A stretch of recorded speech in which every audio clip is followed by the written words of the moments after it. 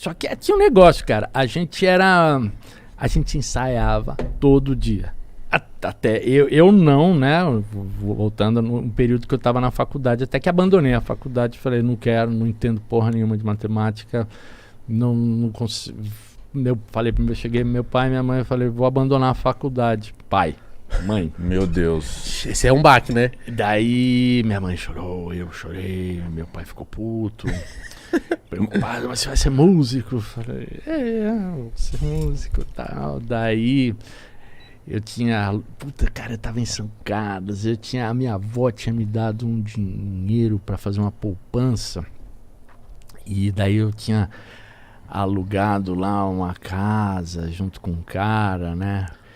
E daí meu pai falou, beleza, você vai abandonar, mas aí você se vira pra pagar a rescisão e tal. Daí peguei o dinheiro da poupança da minha avó e paguei, voltei para São Paulo. Daí começamos a ensaiar, participar dos ensaios diários, todos os dias, todo de manhã a gente ensaiava sério, velho. Que compromisso, mano. Das 9 a 1 da tarde. Nossa, todo dia? Todo dia. Quer dizer... E você vivia do que aí, quando seu pai falou, então se vira... Você... Não, eu morava com eles. Não, ele fez eu pagar, evidentemente. Meus pais tinham condição, né? Enfim, somos de classe média alta. Mas eu fui trabalhar, né? Como eu falei, eu dei aula de artes e tal. A minha mãe tinha uma clínica de fonoaudiologia. Eu trabalhava, fazia umas coisas pouco pra ela. Eu vou ir visitar lá, preciso. Não sei falar direito. Mas eu acho que o que seu pai fez com você é tipo assim, ó, Nando, só pra você ter noção do que você tá fazendo. Exato. Pô, imagina naquela época, hein? Se hoje em dia já complicaram, a gente conversa com vários MCs, vários cantores que recentemente falaram isso para os pais e os pais já ficam assim, imagina naquela época também, né? Meus pais ficaram... Eu fiquei assustado, né? Eu falei, caralho. Naquele tempo era o seguinte, você faz uma faculdade, tira um diploma e arruma um emprego, né? Matemática, você é professor, sei lá o quê. Daí músico era meio assim, na raça, né? Vamos ver o que rola. Mas evidentemente começou a cena da segunda metade dos anos 80, a gente começou em 82, em 84 então só para recapitular, a gente ensaiou esses 2 anos, todos os dias, gravando, fazendo demos, né?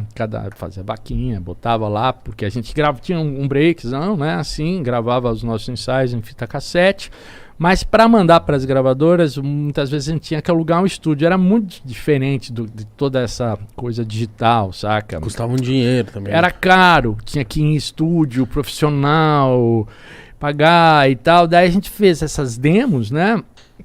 E mandamos para as gravadoras e fomos contratados pela Warner Music. Nossa.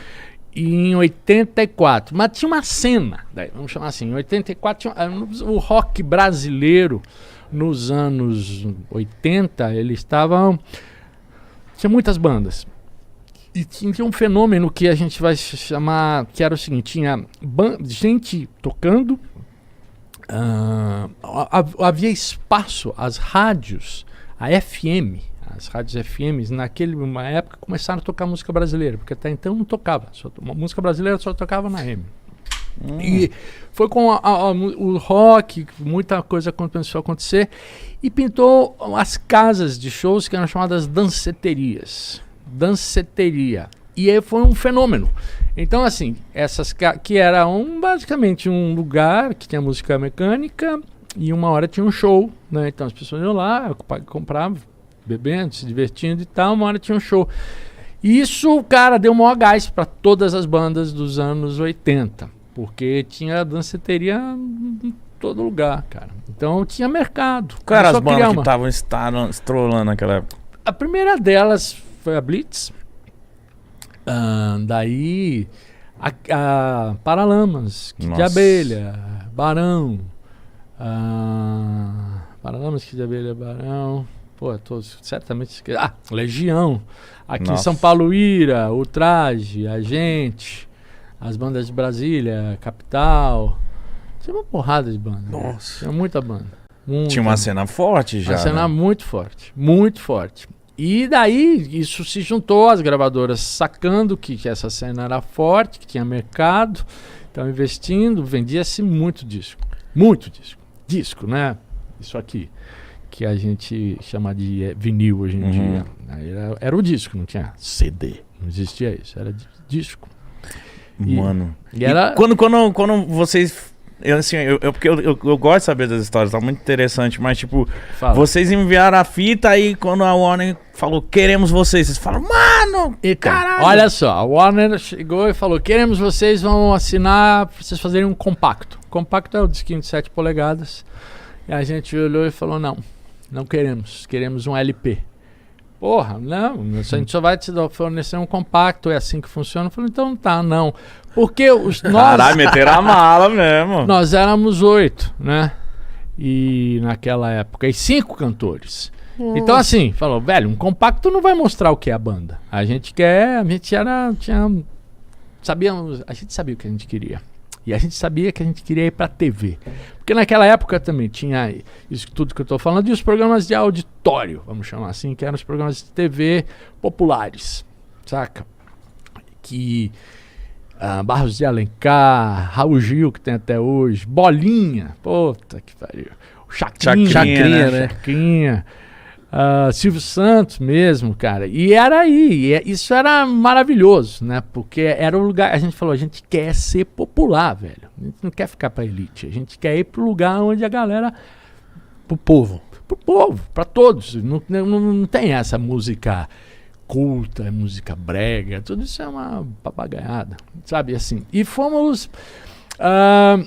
Então, queríamos, porque nós éramos 5 cantores e muito diferentes de cada um, e apostamos altos e beleza. Num primeiro momento a Warner não quis, depois voltou e fechou o LP.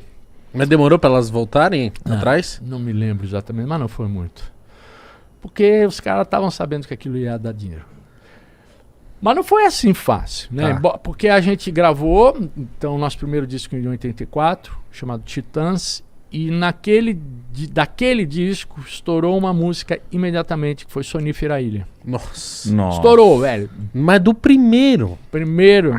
Que Primeira arregaço. música, primeiro disco, pimba, foi lá e, velho, estouro mesmo. É composição sua essa? Não, essa não é minha, não. São 5 compositores, eu só toco baixo nela.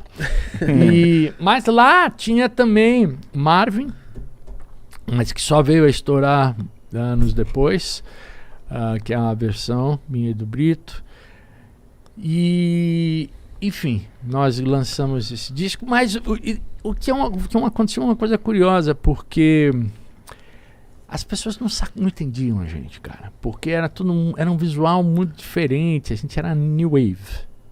New Wave, vocês não devem ter a menor ideia. New Wave é um... Cara, eu não consigo dizer que é um gênero musical, mas era entendido como um tipo de música que obviamente está relacionada com o rock, né?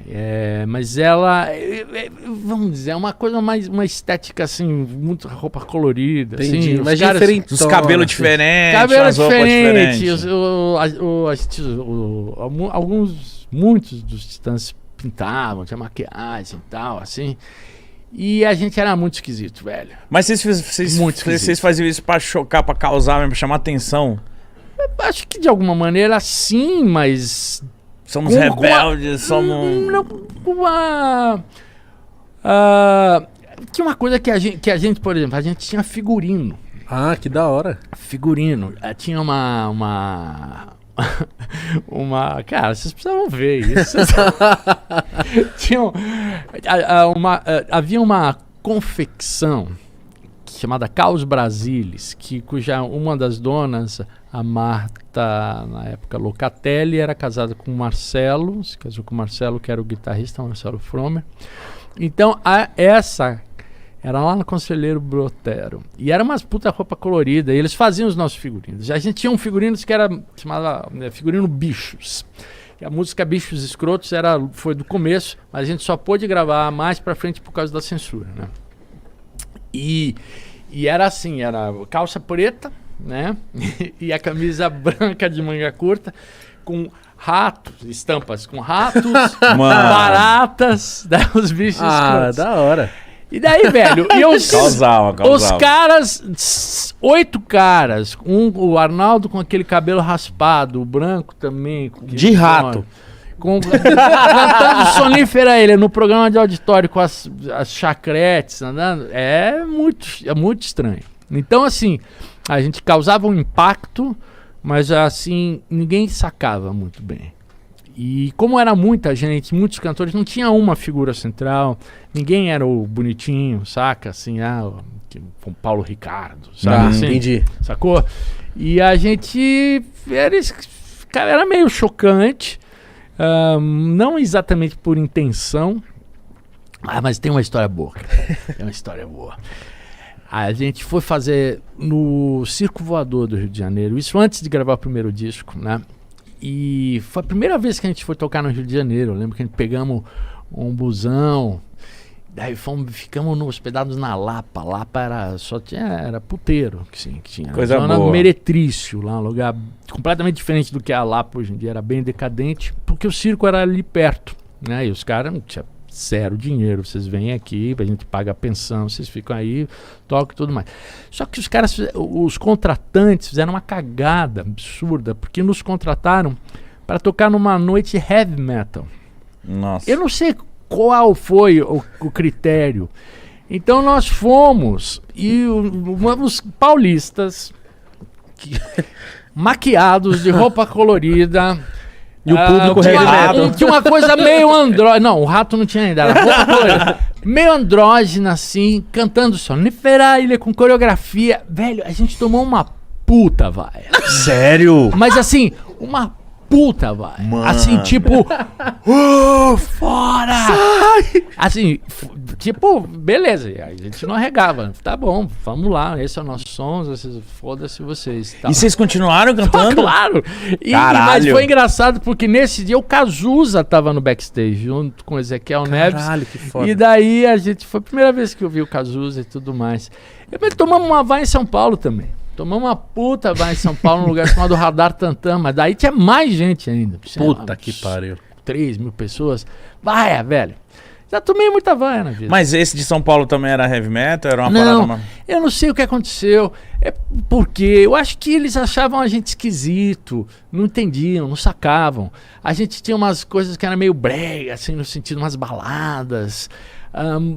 E havia, de certa maneira, nessa cena uma coisa meio de... nós somos cool, saca? A gente sabe. E... que vocês... Enfim, é difícil entender... o porquê, até porque eu sempre adorei o que eu fazia. Sim. Então fiquei meio... É muito ruim ser vaiado, certo? Você pode reagir e aquilo te dá um culhão. Você vai lá, beleza. Foda-se, saca? Mas assim, mas não é bom. Não é Nossa, legal. deve ser Você muito não vai por ruim. e já... não é bom. Dá vontade de pegar que a gente tava atacar nele. Se fuder!